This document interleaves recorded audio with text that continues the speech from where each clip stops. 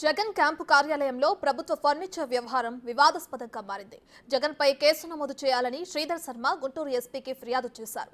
గతంలో కోడెల శివప్రసాద్ పై నమోదు చేసిన కేసులనే జగన్ పై కూడా పెట్టాలని డిమాండ్ చేస్తున్నారు. పోలీసులు తగిన చర్యలు తీసుకోకపోతే హైకోర్టును ఆశ్రయిస్తామంటున్న శ్రీధర్ శర్మతో మా ప్రతినిధి Sai Shankar face to face.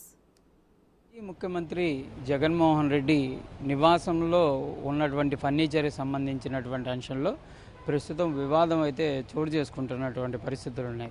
అది ప్రభుత్వానికి సంబంధించినటువంటి గుర్తించినటువంటి నేపథ్యంలో దాన్ని తిరిగి ప్రభుత్వానికి ఇవ్వాలనే విధంగా కూడా టీడీపీ అయితే చెప్పినటువంటి పరిస్థితుల్లో కొంత దానికి సంబంధించి వైసీపీ కూడా ఒక ఆన్సర్ చేయడం జరిగింది. సిరిపురపు శ్రీధర్ శర్మ దీనిపైన కంప్లైంట్ చేశారు. అసలు ఆయన ఏమేమి కంప్లైంట్ చేశారు, దానికి సంబంధించినటువంటి వివరాలు ఆయనతో మాట్లాడేటటువంటి ప్రయత్నం చేద్దాం. చెప్పండి, నిన్న అసలు ఎస్పీ గారికి ఏమైనా ఫిర్యాదు చేయడం జరిగింది? మీరు మాజీ ముఖ్యమంత్రి వైఎస్ జగన్మోహన్ రెడ్డి గారు ముఖ్యమంత్రిగా పదవి అయిపోయింది. అయిపోయిన తర్వాత ఆయనకు సంబంధించిన ప్రభుత్వానికి సంబంధించిన ఏ వస్తువులైనా కానీ ప్రభుత్వానికి అందజేయాలి. సుమారు 10 రోజులు అవుతుంది కొత్త ప్రభుత్వం ఏర్పడి, ఎన్నికలు అయిపోయి మరి ప్రకటనలు తెలియజేసి కూడా చాలా రోజులైంది.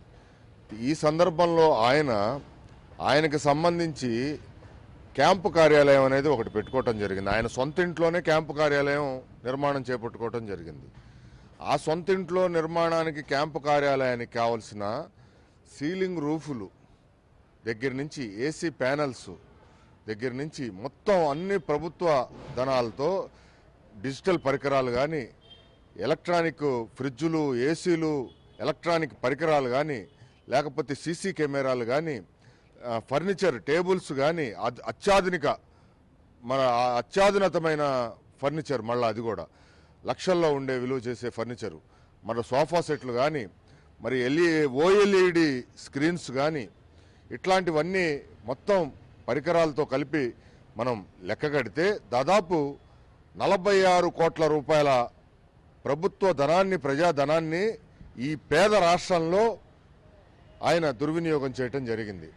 అసలే మన రాష్ట్ర విభజన అయిపోయి రాజధాని లేకుండా రకరకాలుగా ఉన్న పరిస్థితుల్లో, యువతకు ఉద్యోగాలు లేకుండా ఉన్న పరిస్థితుల్లో రాష్ట్రానికి ఖర్చులు ఎంత తక్కువ పెట్టి ప్రజలకి అంత మరి సేవ చేయాల్సిన ఒక ముఖ్యమంత్రి స్థానంలో ఉన్న ఆయన మరి క్యాంపు కార్యాలయం కోసం 46 కోట్ల రూపాయలు ఖర్చు పెట్టి చేశాడు.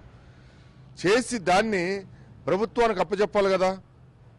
చివరికి ఎట్లాంటిదంటే స్టేషనరీతో సహా ప్రభుత్వానికి అప్పచెప్పాలి.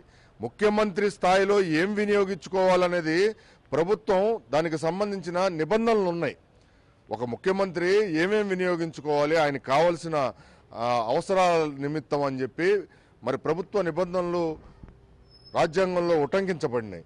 వాటన్నిటినీ కాదని ఈయన 46 కోట్ల రూపాయలు ఖర్చు పెట్టి ఈ రోజున ఆ ప్రజాధనాన్ని దుర్వినియోగం చేసి ఇంకా ఆయన దగ్గర పెట్టుకోవటం అనేది మరి మేము ఒక పౌరుడిగా, ఆంధ్రప్రదేశ్ పౌరుడిగా దాన్ని బాధపడుతూ, రాష్ట్ర అసలే ఇబ్బందుల్లో ఉన్న పరిస్థితుల్లో ఆయన ఇంకా అప్పచెప్పలేదు అని చెప్పి ఆయన మీద మరి ఒక రకంగా అది దొంగతనం చేసినట్లే.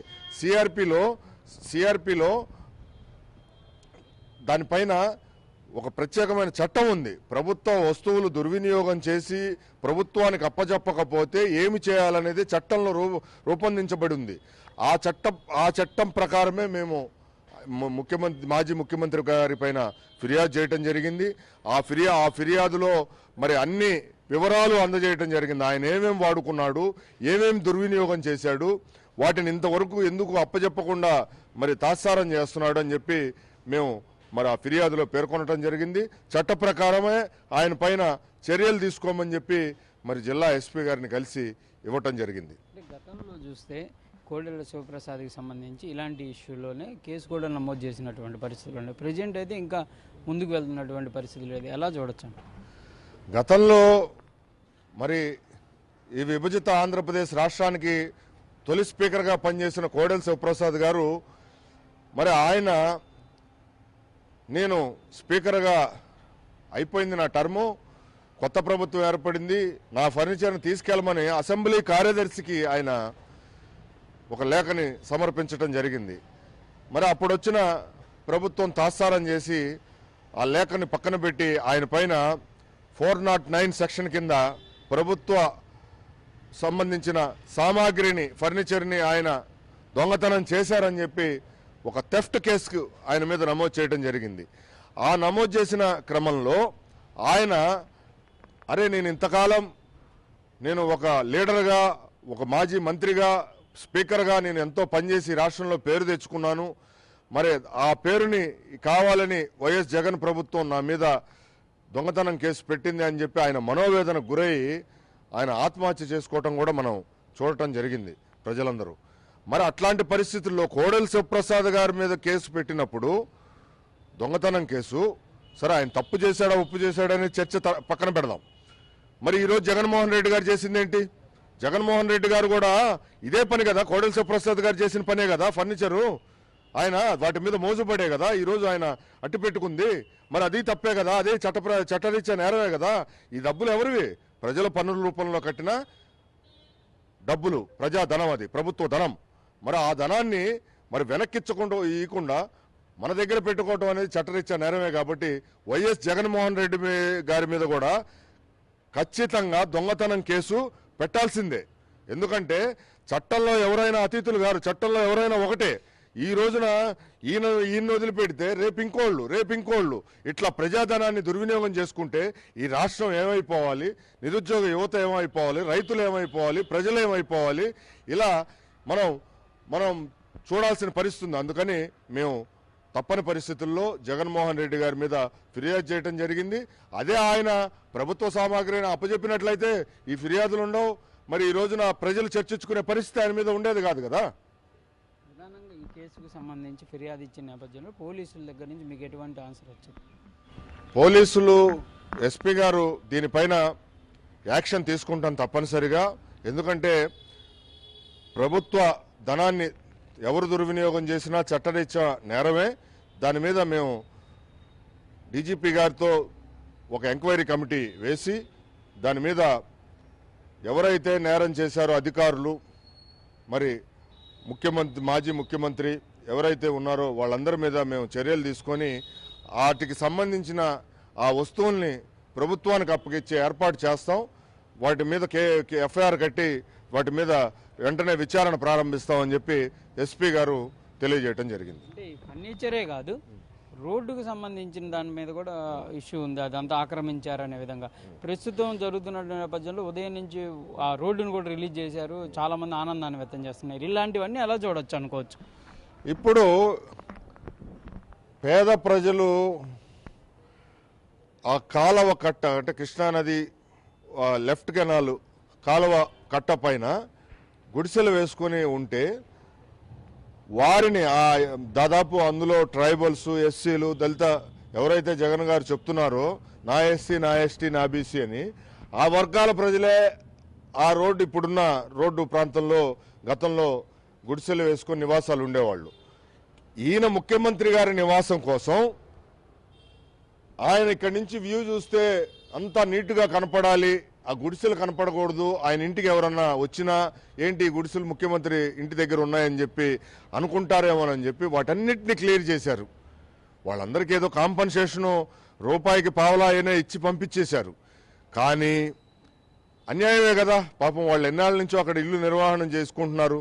నువ్వు ముఖ్యమంత్రి హోదాలో ఉంటే ఇల్లు తీసేస్తారా? ఎవరైనా పేదవాళ్ళకి ఇల్లు నిర్మాణం చేయాలి, అంతేగాని ఇల్లు తీసేసి ఈ రోజున రోడ్డుని ఆక్యుపై చేసేసి రోడ్డు మీద ఈయన సెక్యూరిటీ కోసం నిర్మాణాలు చేపట్టి మరి అదంతా ఒక సొంత స్థలంలాగా, అదంతా ఆయన ఆస్తిలాగా మరి వాడుకోవటం అనేది చాలా దారుణమైన విషయం. ఎందుకంటే ముఖ్యమంత్రి స్థాయిలో మనం ఒకళ్ళతో ఏలు చెప్పించుకునే పరిస్థితిలో ఉండకూడదు. మనం మంచి పరిపాలన అందించాలి, మనల్ని ఎవరు ఏలెత్తి చూపించకూడదు అనే పరిస్థితిలో జగన్మోహన్ రెడ్డి గారు లేరు ఈ రోజున రాష్ట్రంలో. ఆయన ఇట్లాంటి చీప్ పనులన్నీ చేసి ఈ రోజున ఏళ్ళు ఎత్తించుకునే పరిస్థితి ఆయన వచ్చి ఘోరమైన ఓటమి చెందాడు. మరి ఈ రోజున ప్రజలు ఎంత ఆనందపడుతున్నారు, ఎంత సెక్యూరిటీ. అసలు భారతమాత విగ్రహం తీసేశారు. భరతమాత విగ్రహాన్ని ఈయన రోడ్డు కోసం అని చెప్పి, రోడ్డు వెడల్పు చేయడం కోసం అని చెప్పి భరతమాత విగ్రహాన్ని తీసేయటం ఎంత దారుణమైన విషయం. మరి ఆ రోజున అక్కడ ఉద్యమాలు చేశారు ఆ విగ్రహం ప్రతిష్ఠ చేసిన వాళ్ళంతా. మరి ఈ రోజున రోడ్డుని మరి ఈ రోజున వదిలివేయంగానే ప్రజలు ఎంతో ఆనందపడే పరిస్థితి ఉంది. అట్లానే వైజాగ్లో చూసాం, ఒక కొండని తొలిచేసి దాదాపు 600 కోట్ల రూపాయలు, 500 నుంచి 600 కోట్ల రూపాయలు మరి వెచ్చించి ఒక పెద్ద భవనం నిర్మించారు, ఒక ప్యాలెస్ని. ఆ ప్యాలెస్ నిర్మాణం ఎట్లా చూస్తే నిన్న టీవీల్లో చూపిస్తుంటే బిత్తరపోయాం అనమాట. అసలు అది ఈ రాష్ట్రానికి అంత అవసరమా? మన రాష్ట్ర పరిస్థితి ఏంది? రాష్ట్ర బాగోగులేంటి? ఎంత కటిక పేదరికంలో ఈ రాష్ట్ర ప్రజలు ఉన్నారు? పేదరికాన్ని రూపుమాపే మరి ఏదన్నా కార్యక్రమం ఈ రాష్ట్రం చేసిందా అని చెప్పి చూస్తే విలాసవంతమైన, భోగవంతమైన, మరి జీవితానికి కావలసినంత బిల్డింగ్లన్నీ ఏర్పాటు చేసుకొని ఈ రోజున ఒక ముఖ్యమంత్రి స్థాయిలో ఉన్నారంటే ఎంత దారుణమైన పరిస్థితి. అసలు మన రాష్ట్ర విభజన బస్సుల్లో సాగింది. ఫస్ట్ ముఖ్యమంత్రి చంద్రబాబు నాయుడు గారు బస్సుల్లో గుడారాలు వేసుకొని పరిపాలన చేశాడు మొదట్లో. మరి అట్లాంటి రాష్ట్రాన్ని పరిస్థితిని ఈ రోజున తీసుకొచ్చి విలాసవంతమైన మా రాష్ట్రానికి ఏమైనా ఆర్థిక వనరులు ఏమైనా ఉన్నాయా? ఏదన్నా పరిస్థితి ఉందా? ఏదన్నా ఏర్పాటు చేసామా? పరిశ్రమలు ఏమీ లేకుండా విశాఖ లాంటి నగరంలో ఒక కొండను తొలిచేసి, ఆ కొండను తొలిచినందుకు ఒక కాంట్రాక్టు, బిల్డింగ్ కట్టినందుకు ఒక కాంట్రాక్టు, మళ్ళీ దాంట్లో టైల్స్ గీల్స్ విలాసవంతమైన అమర్చడానికి ఒక కాంట్రాక్టు, ఎన్ని కాంట్రాక్టులు అప్పచెప్పి ఏం చేద్దామని రాష్ట్రాన్ని చేశారు జగన్మోహన్ రెడ్డి గారు అని చెప్పి ప్రజలందరూ చర్చించుకుంటున్నారు. ఇంతమైన దారుణమైన పరిస్థితి చేశారు కాబట్టి మీకు ఘోరమైన పరాభవం, ఓటమి, మీకు రాజకీయ భవిష్యత్తు లేకుండా ఈ రాష్ట్ర ప్రజలు చేశారని చెప్పి జనాలు చర్చించుకుంటున్నారు. ఇప్పుడు ఫిర్యాదు అయితే చేశారు మీరు, మరి సామాన్యుడిగా ఈ ఫిర్యాదుకు సంబంధించి రానున్న రోజుల్లో నిలబడే అవకాశాలు ఉన్నాయా?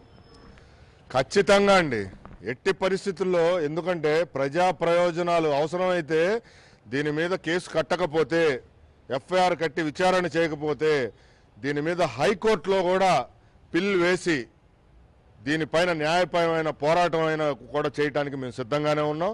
ఎక్కడా వెనకాడే ప్రసక్తి ఉండదు బ్రాహ్మణ చైతన్య వేదిక అని చెప్పి తెలియజేస్తున్నాం. ఇది ప్రధానంగా ఈ ఫిర్యాదుకు సంబంధించినటువంటి అంశంలో కంపల్సరీగా చర్యలు అయితే తీసుకోవాలనే విధంగా కూడా శ్రీధర్ శర్మ కోరుతున్నారు. ఎందుకంటే ఫర్నిచర్ అనేది ప్రభుత్వ ఆస్తి దుర్వినియోగం అనేది సామాన్యుడైన, మాజీ ముఖ్యమంత్రి అయినా ఎవరైనా ఒకటే కాబట్టి కంపల్సరీగా చర్యలు అనేది తీసుకోవాలనే విధంగా కూడా ఆయన కోరుతున్నటువంటి పరిస్థితి ఉంది. కెమెరామెన్ సిద్ధుతో సాయి శంకర్, గుంటూరు.